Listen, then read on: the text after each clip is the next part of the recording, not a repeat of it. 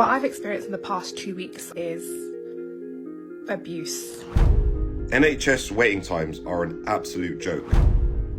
So, what is the point in having a health service if it doesn't work? Like, we know the NHS is getting bad, but guys, the NHS is really getting bad. Since 2013, we have had a 1,000% increase in waiting times. Guys, the UK health system is so far behind compared to other countries, and let me tell you why. With 300 to 500 people dying every week in the UK because of delays to emergency care.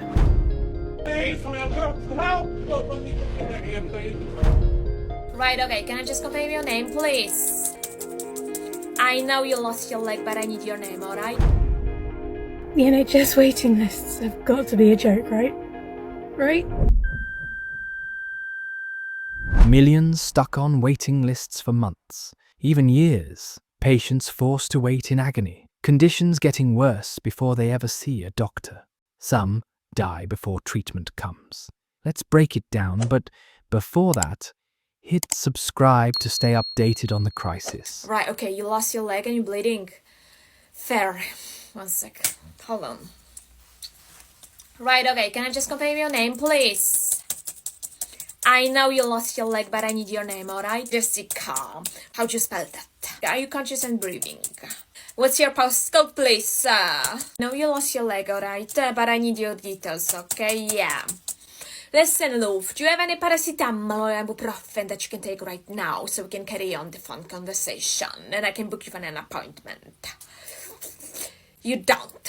Can you pop into Lidl or Sainsbury if you have money and get yourself ibuprofen or paracetamol, then call me again? And remember, remember we close at 4. Alright, thank you, bye. I just paid £400 for an MRI. Yes, you heard me. £400 for an MRI scan.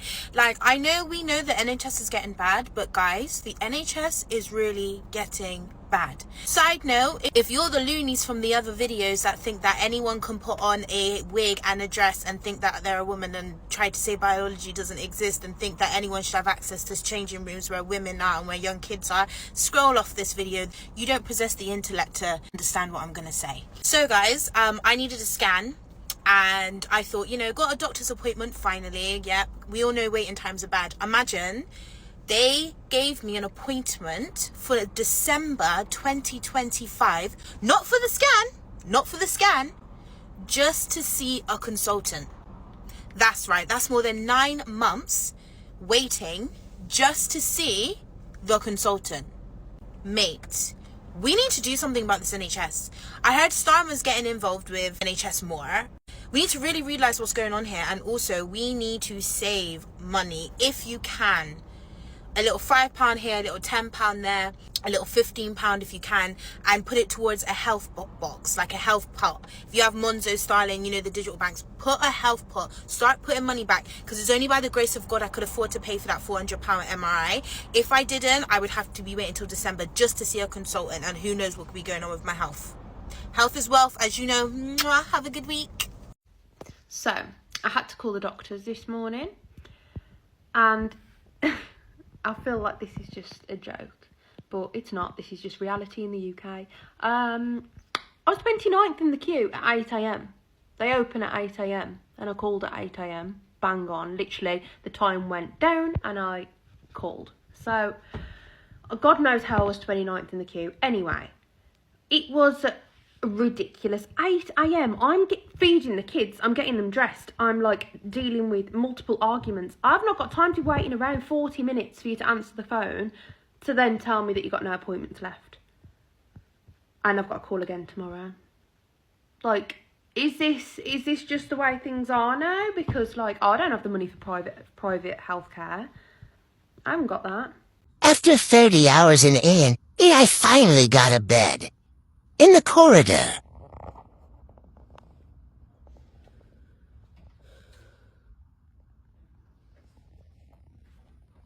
Rishi Sunak has refused to say the health service is in crisis and says he is confident the NHS has sufficient funding. The latest figures from the Emergency Medical Journal tell a different story, with 300 to 500 people dying every week in the UK because of delays to emergency care. 1 in 3 patients seen by ambulance are waiting over half an hour to be handed over to A&E, sometimes critically unwell patients.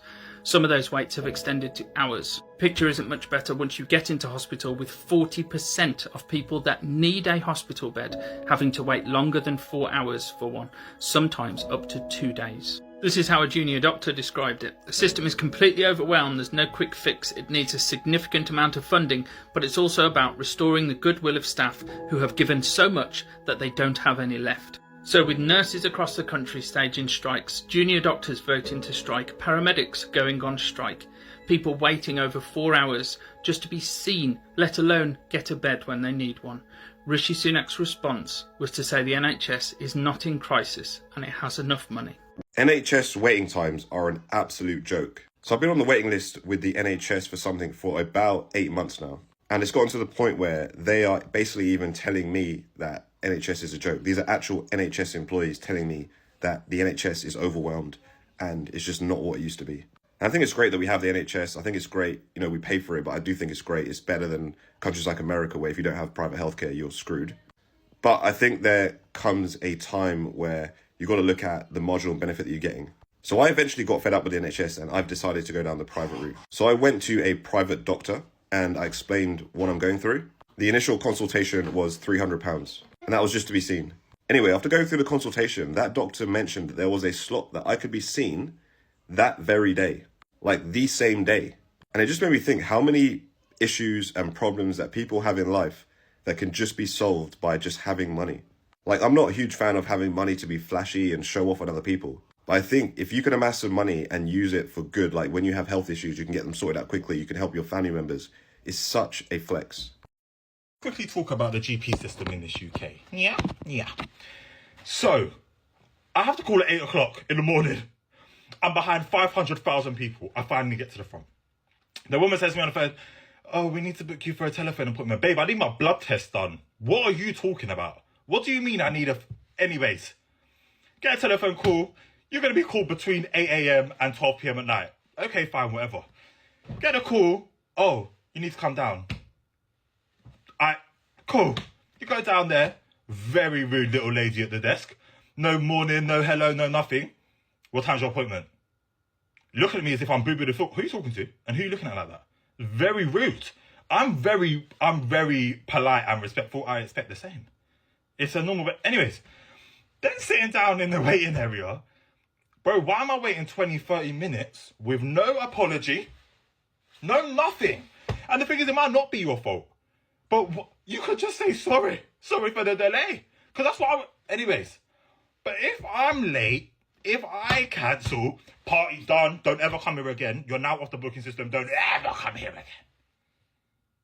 And it's the same thing for these beauty therapists.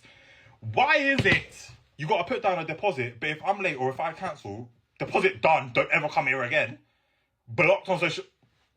But if you're late or you cancel, then it is what it is. No, bro, no. I'm going to start charging it to the game. I'm putting it back on people from now on. You are taking 20% off of my... Yo, we've got to start charging it to the game. Guys, the UK health system is so far behind compared to other countries, and let me tell you why. So over the last few months, I've had some problems with my skin. I've recently moved to Thailand as of maybe 2 weeks ago now, and I'm still getting the same problems, and I've been suffering with it, I'll be honest. So I thought, you know what, let me just go to a walk-in doctor's in Thailand, let me see what it's like. It's probably going to cost me a bomb, but let me just go, because I need to get it sorted, you know what I mean? And bearing in mind, in the UK, I've seen over 5 GPs, and none of them had a clue what it was, and what they did diagnose me with, was not even the right thing. So tell me why I've walked in the doctor's and I'm seen within 5 minutes. I just had to sign a form. I'm sitting down in the doctor within 5 minutes and he tells me exactly what's wrong with me. Literally straight to the point. None of this and ahhing, none of this, "Oh, I don't know, it could be this, it could be that, let me try you on this, let me try you on that." He literally just said, "Look, it's this and this is the medication I'm going to give you for this." And literally 15 minutes later, I've walked out, I've got my medication, and I'm going back in 4 days. And the next thing you're probably going to say is, "Cam, while the NHS is free in the UK, it's free, you've probably paid loads. This cost me less than £15. And that's including to see a doctor and to also get my medication. Am I missing the point here, or is the UK just so far behind? Let me know in the comments, man, because this is bad. This is more than just poor hospital care. God help me. What I've experienced in the past 2 weeks under Bart's Health NHS Trust is abuse. neglect and cover-ups. And I've been speaking out. I'm speaking out now, not just for myself, but for the vulnerable patients who can't. I've been recovering from spinal surgery, you know, completely dependent on nurses. And instead of care, I have faced neglect, isolation, and outright cruelty. I have complained repeatedly to the nurses in charge, to the ward manager, to the site manager, and even the doctors. And every time my concerns were ignored, dismissed, or covered up. And I have watched dementia patients being abused, mocked, mistreated, and neglected because they can't even remember long enough to complain. And when I raised these concerns, I was met with excuses and lies. When I directly accused staff of mistreating me, I was met with more lies, gaslighting, and then just silence. The neglect I faced has included nurses moving my call bell out of reach, so, you know, that so I couldn't ask for help. You know, deliberately delaying my medication. You know, liquid morphine, which is supposed to be for my pain relief. Refusing to help me to the toilet while I was immobile after surgery. Forcing me to use a Zimmer frame before I had even learned how to stand again. Leading to a fall where I was left on my back. You know, I fell on my back and I was crying for hours in pain. Lying to cover for each other, you know, when confronted with the ward manager, defending their actions instead of holding them accountable.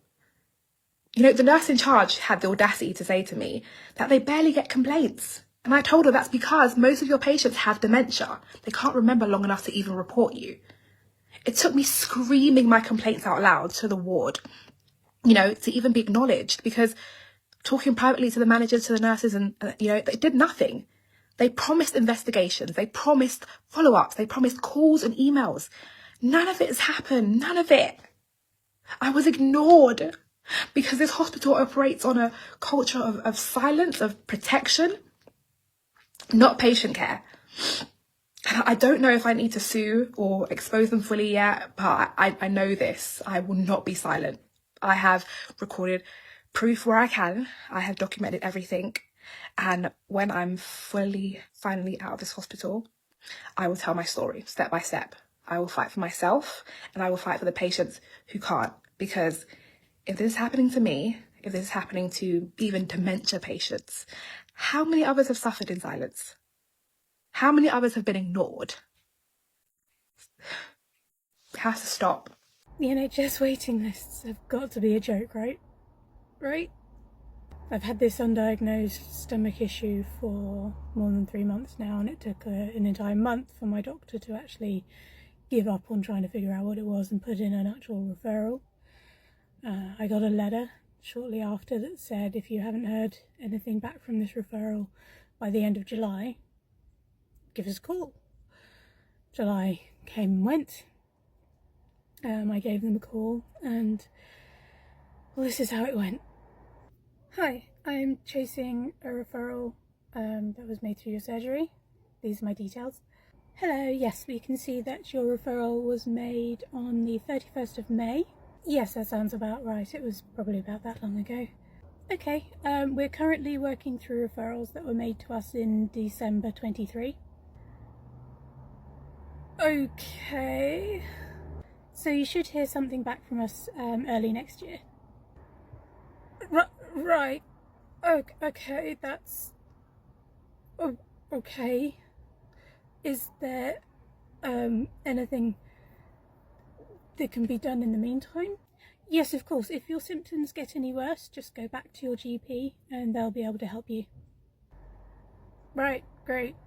Thanks. I don't know what to do. I'm panicking. Because my job have been insanely supportive and patient with me. But this is too much. I did phone my doctor because my symptoms did get worse after the MRI, and she just repeated the same old, well, we just got to wait, you know, you're not in hospital at the moment, it's not that bad, so we're just going to have to wait until you can see that specialist. I am probably just going to have to go down to the Citizens Advice Bureau and see what they say, because I'm genuinely scared right now. Hello, Malcolm. I'm John. This is Backseat Talks on Amelia the Bus, and today we've got some shocking figures regarding the NHS and how bad it's got since 2013. The figures I got sent yesterday blew my mind. I couldn't actually believe it. So, what is the point in having a health service if it doesn't work? And I think that might be deliberate. Now, the figures are, since 2013, we have had a 1,000% increase in waiting times, 10 times longer to wait at A&E than you did in 2013. Cancer treatments, 14 times longer. That's 1,400% worse 10 years later. And anyone who gets admitted on a trolley to get it into the ward and get a bed, 1,600% worse. 16 times longer since 2013. So with all this record money going into the service, what on earth is this result? If anyone did this in a normal job with that level of incompetence, they would be sacked and probably disciplined severely. They would be taken to right because they have messed up and caused so much damage and pain to people's lives, because the NHS isn't just a normal business. It deals with people, it deals with health, and not to actually be sustainable, as in it's not sustainable when you're throwing apparently bucket loads of money at it, record numbers, and the results are thousands of % worse than it was 10 years ago. So my question is this: with the bus, we do sustainability. So there's no point in insulating all of it and then just leaving 2 windows open and maybe the door and complaining that the energy we're throwing into it doesn't seem to be working. No, because there's a big hole. So my question here is, what is the big hole in the NHS? Where is all this money going? It's obviously not going into the actual services. And, you know, we had Nightingale hospitals and everything during COVID. What happened to all of them and all of that money? So these are the questions we have to ask and get these incompetent idiots out of government, and they must face penalties for what they've done. But I'd love to know your thoughts, because how can we have a good health service when there's not prevention, but it's always cure? Is that by accident or is it by design? Because it's beginning to look like it's by design, because the companies that supply the products for the cure benefit from it. I don't want to think that badly, but it's beginning to look like that's exactly what's going on. If anyone works there and would like to get in touch anonymously, the details will be kept safe, but I'd also love to hear in the comments openly your thoughts, your experiences, and where you think this money is going. I've got a feeling it's going to these private companies and to way too many managers, but would love to hear more, because it's with the knowledge that we can actually take action to fix it. Thanks for watching. Just wondering how far along you are with your paediatrician or CDC referral. We thought we were a lot further along in time, but we're actually not. She was only referred back in January on the 5th. This is Nelly, and so we're about 9 months in, and we've probably still got a good 9 to 12 months wait to go, which is crazy to me.